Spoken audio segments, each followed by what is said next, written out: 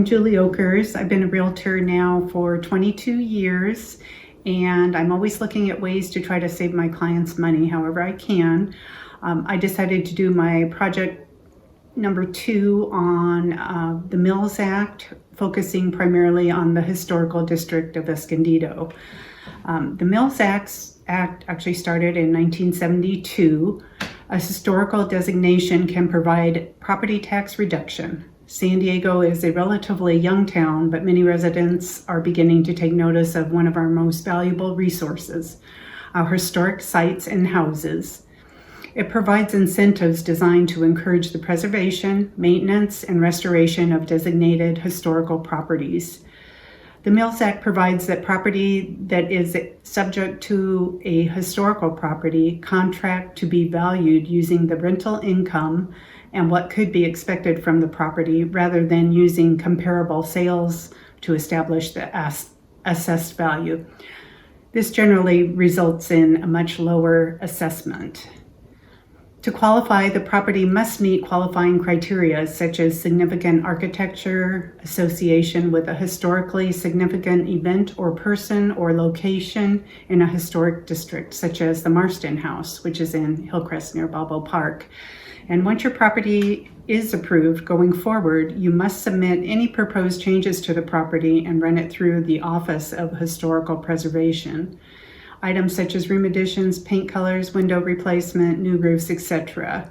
And referring back to the 2 properties I chose for my presentation that I showed pictures of earlier, the oldest home in Escondido, it was actually built in 1895, was purchased in 2020 and sold for $780,000, and it had the Mills Act already in place.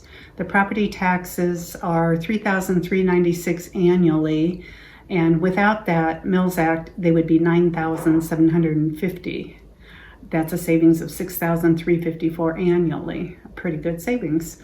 And then the second home I showed pictures of was the Queen Anne Victorian, one of my favorites. The year built on that home is 1896.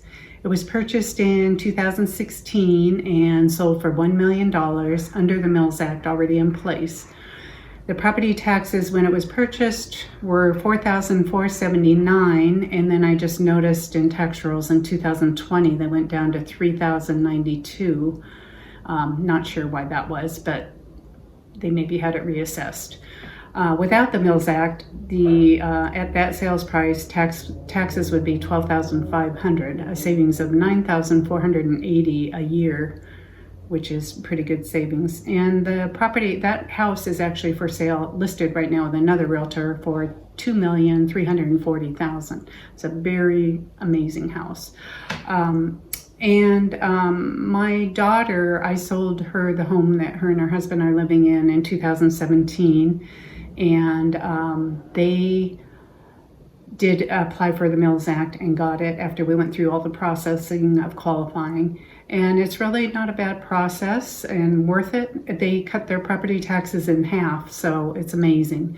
So something to look at if you can qualify.